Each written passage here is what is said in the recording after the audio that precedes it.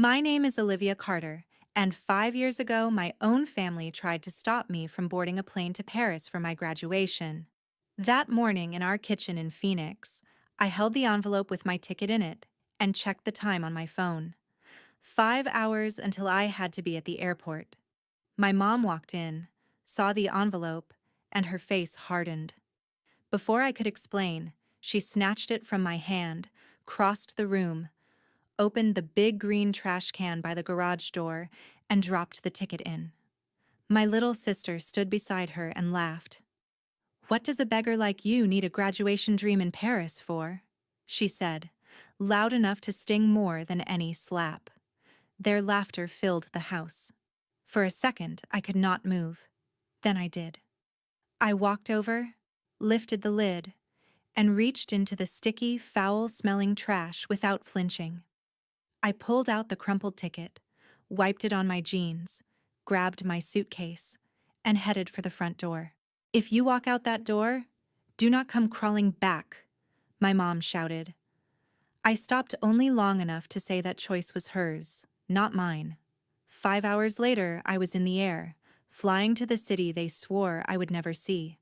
5 years later, my home security camera would show me two tired, desperate faces at my front door, pressing the bell like their lives depended on it. And this time, the beggars were not me. If you have ever had someone try to throw your future in the trash, stick around. Hit like, subscribe, and share this story with someone who needs proof that walking away can be the start of everything. When the plane finally leveled out above the clouds, I leaned my head back against the seat and tried to breathe. But my mind kept dragging me back to Phoenix, to the slow way everything had been rotting long before that ticket hit the trash. I grew up in a one-story house on the edge of the city, in a neighborhood where every driveway had the same cracked concrete and the same sunburned grass. My mom, Lisa, was always exhausted from her job at a big box furniture store, walking in with sore feet and a stack of bills, reminding us how much everything cost. My little sister Jenna was almost always on her phone, filming little outfit videos or practicing poses in the living room like the world was already watching her. I was the one who filled the empty spaces. I opened the cafe at 5 in the morning, took the early bus, came home smelling like espresso and sugar syrup, and then I cooked, cleaned, and squeezed in online art classes with whatever time was left.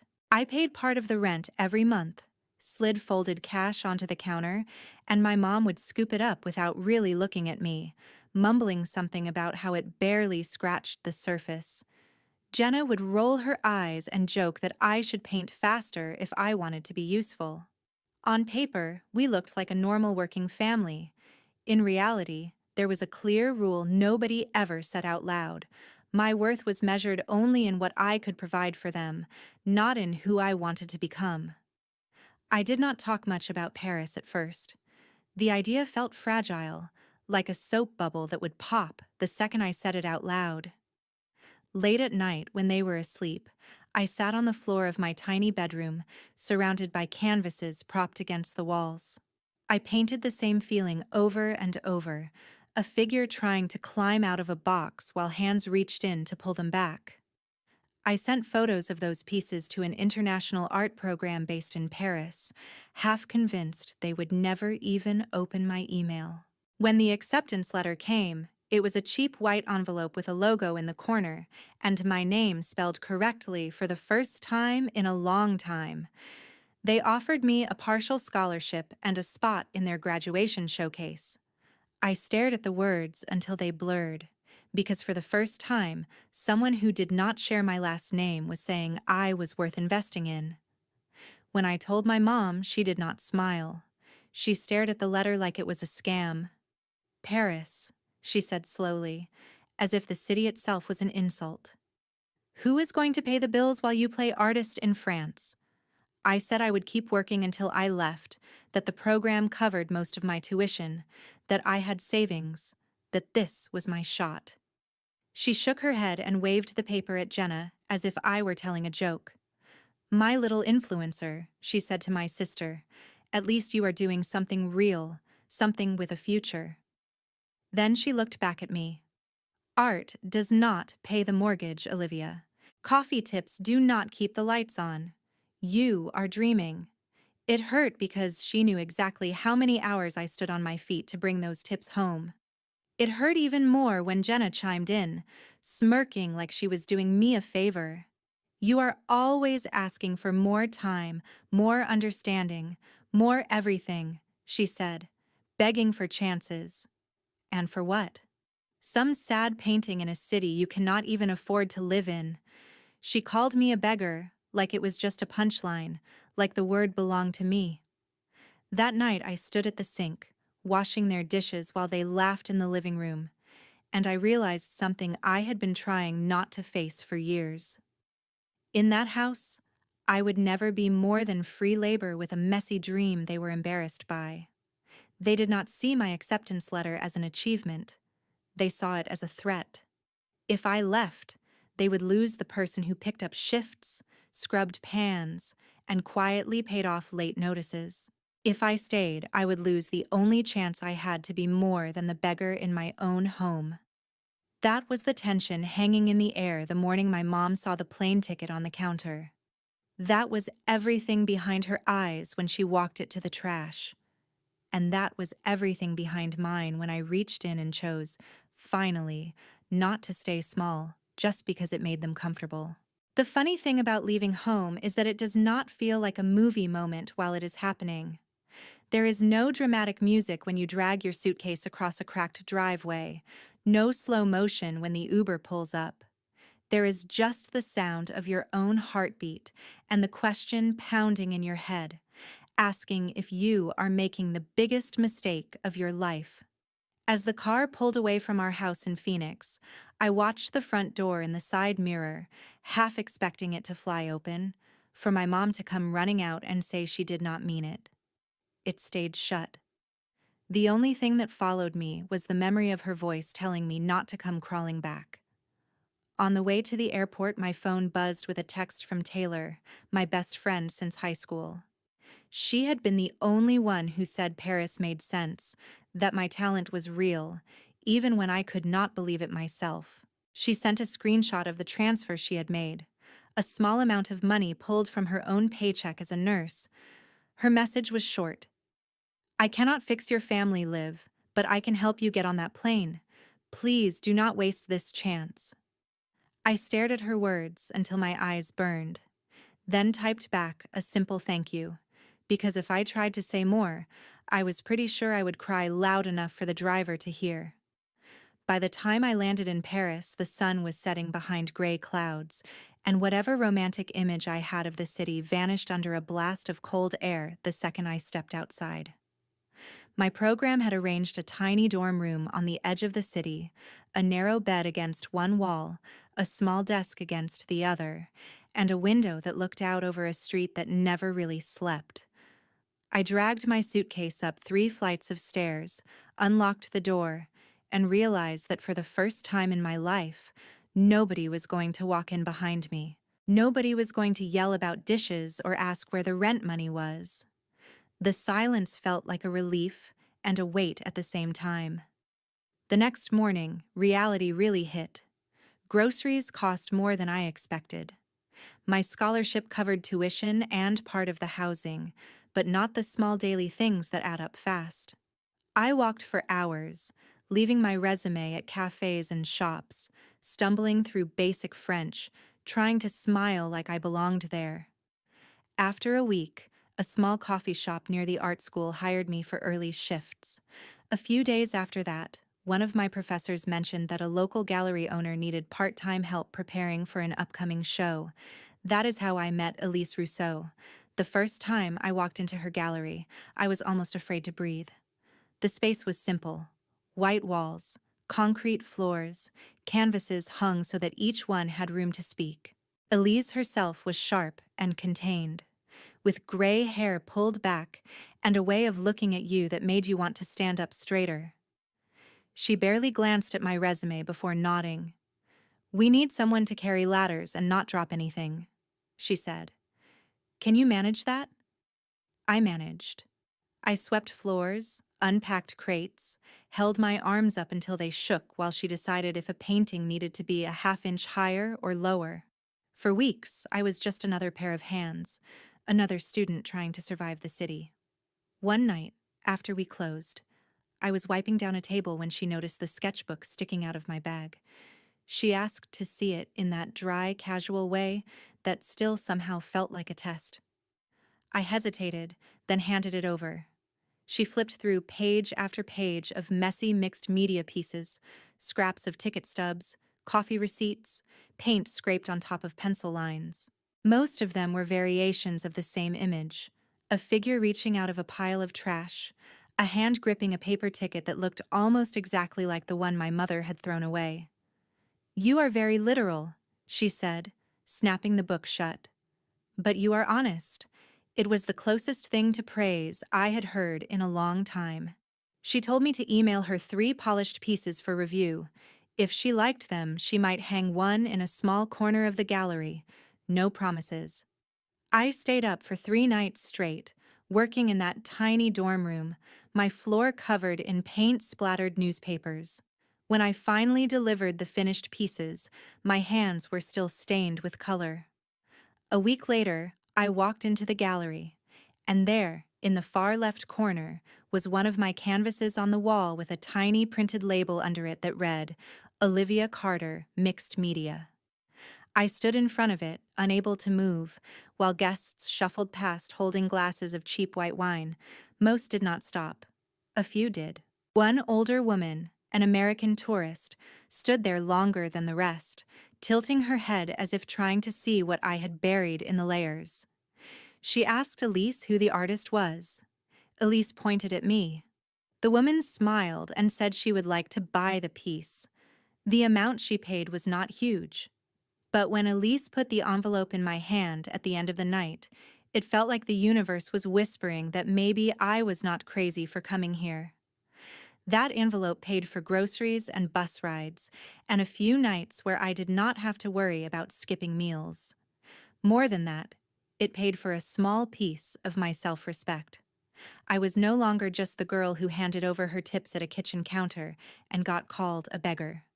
For the first time, I was an artist who got paid for her work. What I did not know yet was that this tiny sale would be the first link in a chain leading straight back to that same word and the people who had used it to break me. Success did not show up in Paris with fireworks and fanfare. It showed up as early alarms, sore feet, and nights where my eyes ached from staring at canvases under cheap dorm room light. After that first sale, I went right back to opening the coffee shop at dawn, wiping down tables for strangers who would never know that my art was hanging in a gallery just a few blocks away. In between classes and shifts, I kept painting, filling sketchbooks with the same recurring image of escape, layering paper scraps and paint until my hands cramped. Elise watched quietly. She did not compliment often, but she asked more questions, and that was her version of caring. "What are you trying to say here?" she would ask, tapping a corner of a canvas. "Why are you hiding the ticket under so much paint?" It forced me to think about my work as more than therapy. It had to be a story other people could feel. When my program announced the final graduation showcase, my classmates buzzed like this was their big break. For me, it felt more like a test. The show would be held in a bigger gallery in the city, with visiting curators from London, New York, and Berlin. 1 piece per student. No second chances. I chose a large mixed media canvas that had taken me months to build up. Layers of trash textures, receipts, torn coffee sleeves, bus tickets, all circling around a single crumpled boarding pass in the center. It was not an exact copy of my real ticket, but it carried the memory of it. I called the piece Exit Wound. The week before the show, I almost pulled it. I told Elise it was too personal, that people would not get it, that maybe I should put up something prettier and easier. She raised an eyebrow and said, "In this city, pretty is cheap. Honest is rare. If you are going to take up space on a wall, make it worth it." So I stayed with it. On the night of the showcase, I stood in a rented black dress and shoes that pinched, pretending I was not about to throw up from nerves. My classmates clustered with their families, speaking rapid French or Italian, parents pointing proudly at their names on the program. I stood alone at first, holding a plastic cup of sparkling water. Taylor had texted from Phoenix during her break at the hospital, sending a photo of her watching a live stream on her phone. "I am so proud of you," she wrote. "Your family has no idea what they threw away." When the doors opened, the room filled with the sound of voices and clinking glasses. People drifted in front of the paintings like waves, sometimes pausing, sometimes flowing on without looking twice. For a while, it felt like nobody even noticed my piece. Then a man in his 30s stopped in front of Exit Wound and actually read the little card with my name and title. He was dressed like he had just come off a plane, blazer slightly wrinkled, eyes sharp behind tired lines. He stepped closer to the canvas, leaned in, and traced the outline of the painted ticket with his gaze. "What is the story?" he asked, looking around until he saw me standing awkwardly near the wall. For a moment I wanted to lie, to say it was just about travel or change. Instead I told him the truth, in a stripped-down way that fit inside a few sentences. I said my family had thrown away my chance to leave, that I had dug it back out of the trash and left anyway, and that this piece was about the cost of walking away from people who did not believe in you. He listened without interrupting, then asked a few questions about my process, my other work, my plans after the program. He handed me his card. His name was Marco Alvarez, based in New York, working in tech, but increasingly involved in the art world. He said my story and my work would resonate in Brooklyn, where half the city seemed to be made of people trying to reinvent themselves. At first, I thought he was just being polite, but a few weeks later he emailed, asking if I would be open to sending a few pieces to a group show in a small Brooklyn space he was helping fund. It felt insane to even consider it. I barely had money to survive in Paris, and New York was an entire ocean away. Still, I packed 2 canvases, filled out forms for shipping, and watched as the pieces that had carried me through my darkest nights disappeared into cardboard boxes. Months passed. I kept working, kept pouring coffee and stretching canvases. Then one morning, while I was wiping down tables in the gallery, Elise called me into her office. She held her phone out with an email open on the screen. The subject line had my name in it and the word sold in all caps. One of my Brooklyn pieces had found a buyer. The buyer was Marco himself, who said in his message that he was not just interested in owning my work, he wanted to talk about giving it a permanent home. His idea was simple, but terrifying. He wanted to open a small studio and gallery in Brooklyn dedicated to artists with stories like mine, people who had been told they were foolish, unrealistic, or a burden. He wanted me to be the first resident artist and co-curator, with my name on the window. My instinct was to shrink back, to hear my mother's voice calling me a dreamer, a beggar, a girl who did not understand real life. But then I thought about digging that ticket out of the trash, about the weight of that first envelope from the tourist, about every night I had spent alone in a dorm room believing that anonymity was safer than being seen. I looked at Elise, half expecting her to tell me not to get my hopes up. Instead, she said, "New York will not be kind, but it will be honest. And you, Olivia, are finally ready for that." When I stepped off the plane at JFK a few months later, dragging my suitcase into a city that smelled like exhaust and possibility, I had no idea that somewhere back in Arizona, the people who once called me a beggar were already starting to lose everything they had sacrificed me for. While I was figuring out subway maps and learning how not to get lost in Brooklyn, my old life in Arizona was quietly collapsing without me. Back home, my empty seat at the kitchen table did not stop the rent from being due. The bills kept coming, but the girl who used to open the cafe at dawn and slide cash across the counter every week was now pouring coffee for strangers in New York and keeping that money for herself. At first, Lisa patched the gap with more hours and more credit cards. She came home from the furniture store later and later, kicked off her shoes, and tossed unopened envelopes onto the counter like she could ignore them into disappearing. Jenna doubled down on her influencer dream. She filmed try-on videos in the brightest corner of the living room, ordered clothes she could not afford, and told herself every haul was an investment. When a bill came in pink or red, Lisa put it on a card and said it was temporary. When Jenna wanted another ring light, she said you had to spend money to make money. Taylor told me later that if anyone asked about me, they just shrugged and said I was still overseas playing artist, like I was a kid backpacking for fun instead of someone who used to cover half their bills. They did not mention that the house felt heavier without a second paycheck. The first real crack hit when the furniture store cut Lisa's hours, then cut them again. Less hours meant less money. The minimum payments grew teeth. Late fees stacked up. One evening, in the middle of dinner, the lights went out. No storm, no warning, just darkness and the sound of the fridge dying. The next morning, Lisa spent hours on the phone trying to buy more time from companies that do not care how hard you say you are trying. A few months later, she lost the job altogether. After that, everything sped up. They sold a TV, a couple of chairs, some jewelry. They held a yard sale where Jenna wore big sunglasses and pretended this was just a decluttering project, not survival. It was not enough. The notice to leave came in a thick envelope taped to the front door.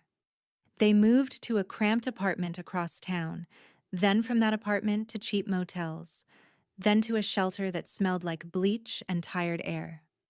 Somewhere between the second motel and the shelter, Jenna finally scrolled past a name she had not said out loud in months. A mutual friend had shared an article about a new studio and gallery in Brooklyn called Carter Studio, run by an artist from Phoenix who turned family pain into mixed media pieces. The photo showed me in front of Exit Wound, standing under my own name printed on a white wall. The caption talked about a scholarship in Paris and a ticket thrown in the trash. Taylor said the room went quiet. Lisa sat down hard. Jenna stared at the screen like it might bite her. Everything they had mocked, everything they had tried to crush, was right there being praised by strangers. The word beggar did not sound as funny anymore. Shame could not feed them, though. After a few days of pretending the article did not exist, they ran out of pretending and out of money at the same time. With what little cash they had left, they bought 2 bus tickets to New York.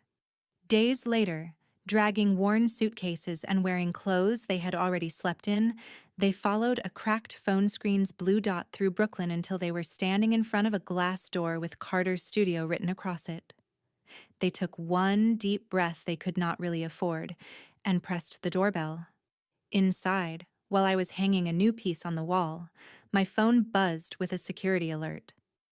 I glanced down, tapped the notification, and watched the live camera feed load. 2 figures appeared on the screen, thinner, older, and nothing like the people who had laughed over a trash can in Phoenix. It took me a full heartbeat to recognize them. Then I did.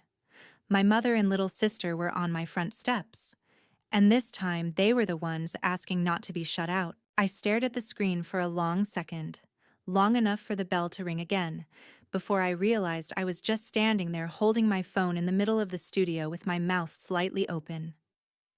Marco looked up from his laptop. "Everything good?" he asked.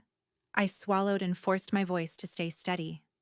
"Yeah, just someone at the door," I said, even though the word someone did not come close to covering it.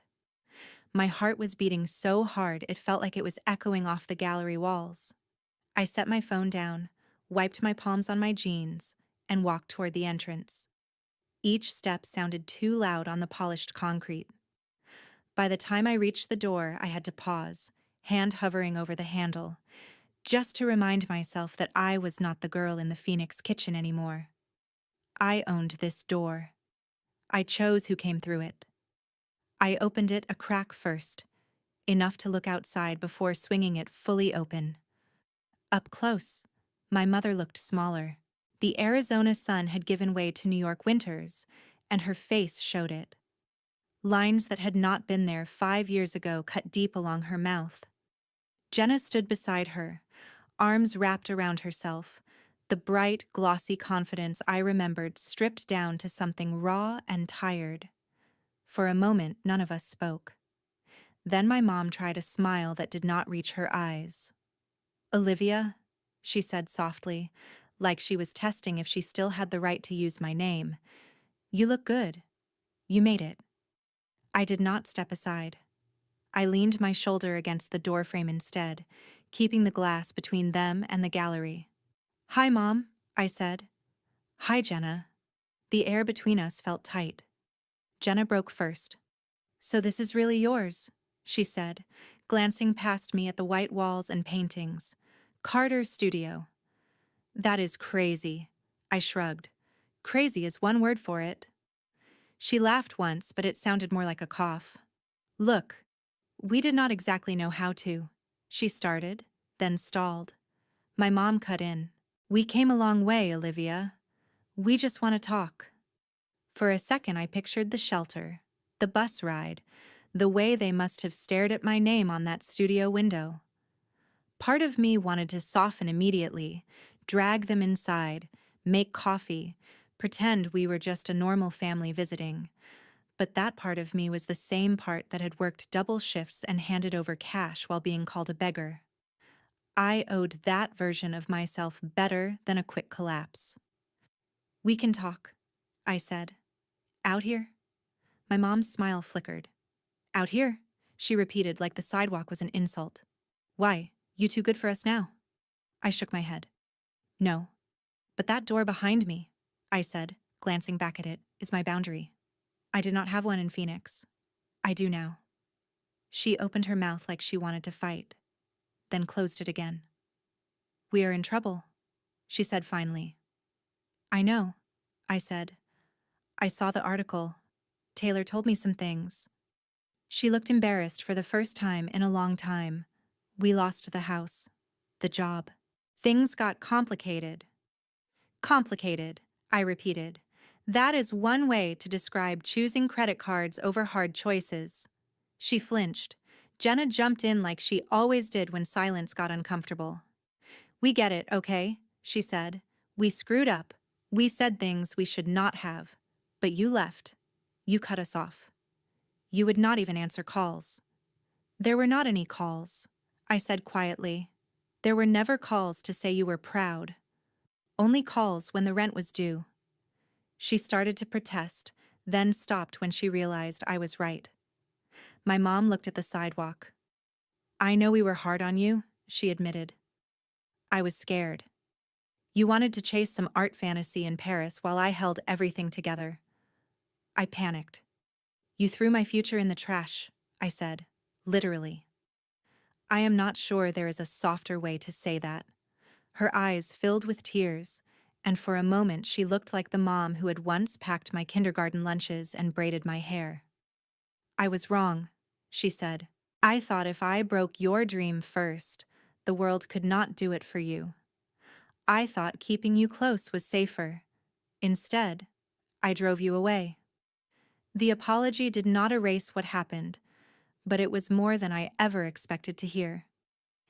Jenna shifted her weight, looking from her shoes to the door and back again. "I called you a beggar," she said, the word catching in her throat. "A lot, actually. The thing is," she looked down at her worn jacket, "now I know what begging actually feels like. It is not funny." I did not rush to comfort her. The silence that followed was not cruel, just honest. "What do you want from me?" I asked. No sugarcoating. My mom took a breath. "We need help," she said. "A place to stay for a while. Maybe some money to get back on our feet." "You are doing well. You can afford it." That old, familiar expectation rolled over me like a wave, the assumption that if I had anything, it was automatically theirs. I straightened up and stepped out onto the sidewalk, closing the door behind me so the latch clicked. "You are right about one thing," I said. "I am doing better. But the reason I am here is because I stopped treating myself like the family beggar. I am not going back to that. I am not paying off your choices. My mom's face tightened. So you are just going to turn your back on us? After everything I did for you? I met her eyes. You fed me and housed me as a kid, and I am grateful, I said. But you also used me.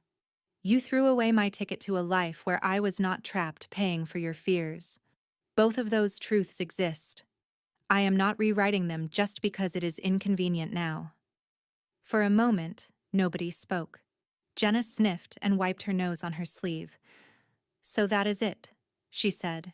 You have a fancy studio, and we get nothing. I shook my head. No, that is not what I said. I am not going to save you, but I am not going to watch you drown either. I told them about the art program we had started at the studio, the workshops for adults who had been chewed up by life and needed a place to put the pieces back together. We partner with a local shelter, I explained. People who commit to the program get help with temporary housing and support while they rebuild. We have more people who need it than spots, but I can get your names on the list. You would come in like everyone else. Help clean, set up, follow the rules. No special treatment, no living in my apartment, no credit card bailouts. Actual work. Actual change. My mom looked stunned. You would send us to a shelter, I corrected her gently. I would connect you to a support system that does not depend on me sacrificing my life again. That is the only way I can help you without becoming the person you used to demand I be. Jenna opened her mouth to argue, then seemed to deflate. I am tired of being proud and hungry, she muttered. I am tired of pretending everything is content. My mom stared at the studio window, at my name printed cleanly there. I never thought you would be the one closing a door on me, she said quietly. I never thought you would be the one throwing anything away. I swallowed the guilt that line sparked and answered anyway. I am not throwing you away, I said. I am throwing away the version of our relationship where I am the beggar and you are the ones with all the power. If you want something different, it is there. I nodded toward the flyer taped on the glass about our next workshop. But you will have to earn it, just like I did. For the first time since I opened the door, they both fell silent in a way that felt less like anger and more like shock. They were used to me bending, apologizing, shrinking. This time I stood there, steady on my own sidewalk, and waited for their answer, knowing that whatever they chose next would say more about them than it ever again would about me. They did not give me an answer right away. My mom kept staring at the flyer on the glass, reading the words about healing and rebuilding like they were written in another language. Jenna just kept shifting her weight from one foot to the other, eyes flicking between me and the studio behind me. Finally, she said she was tired of pretending she had it all together when she did not even know where they were sleeping the next week. My mom did not look at me when she asked what exactly the program required, like she already knew she was not going to like my answer. I kept it simple. Show up, do the work, tell the truth, respect the rules.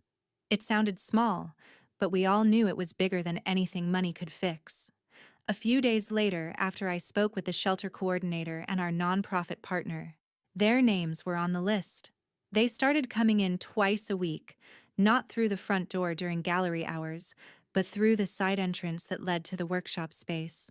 The first day, my mom held a mop like it was a foreign object, cleaning paint water that was not hers. Jenna stacked chairs and wiped tables, listening to the stories of people who had slept in their cars, who had left dangerous relationships, who had lost everything without ever once calling anyone a beggar. In that room, my family was not special. They were just two more people who had fallen hard and were trying to figure out which way was up. For me, those weeks were strange. I watched my mother pour coffee for strangers and listen instead of lecture. I watched my sister hand brushes to a woman rebuilding her life after years of being told she was worthless. Sometimes they made small talk with me about practical things, bus schedules, and supply deliveries. But we did not unpack the past every time we saw each other. The healing did not come in one dramatic conversation.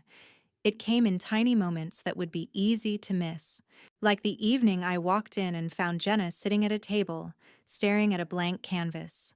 She asked if it was stupid to paint her own story when she did not even like the person she had been in it. I told her that was the point. Art was not about celebrating the version of you that hurt people. It was about documenting the version of you that is trying not to do it again. She laughed once, then started to paint. My mom took longer. She showed up, did the chores, sat quietly in the back during group discussions. One night, a man in the program shared how his parents had pushed him into a career that made him miserable, mocking him whenever he talked about what he actually loved. When he finished, my mom raised her hand slowly and said she had done something similar, only worse, because she had not just mocked her daughter's dream, she had tried to throw it away. She did not say my name, but she did not have to. Everybody there knew who she meant. Later, she caught me alone and admitted that when she called me a dreamer and made me feel small, she was really talking to herself. She had been too scared to take her own chances when she was young, so she punished me for taking mine. I did not tell her it was okay. I did not tell her we were even. I just told her I was glad she could say it out loud. Over the next few months, things shifted piece by piece. Through the shelter, my mom got connected to a job training program. Jenna picked up part-time work at a thrift store, which she hated at first, and then started to respect when she saw how hard people worked just to keep the doors open. They eventually moved into a small shared apartment with other program participants. Nothing like the house in Phoenix, but theirs in a way that the old place never really had been. We were not a picture-perfect family. Holidays were awkward. There were still days when my mom slipped back into old patterns, or when Jenna made a tone-deaf comment and had to catch herself. But there were also mornings where they came to the studio not to ask for anything, but just to help set up a workshop or sit quietly in the back while someone else spoke. Somewhere along the way, my anger stopped feeling like armor and started feeling like something too heavy to carry. I did not forget what they had done. I did not pretend our history was softer than it was. I just chose to stop letting that moment over the trash can be the only thing that defined us in my head. I poured the leftover hurt into new pieces, paintings about boundaries and second chances, about doors that close and windows that open somewhere else. People came into the gallery, read the little plaques, and saw themselves in the work. Some of them cried. Some of them laughed.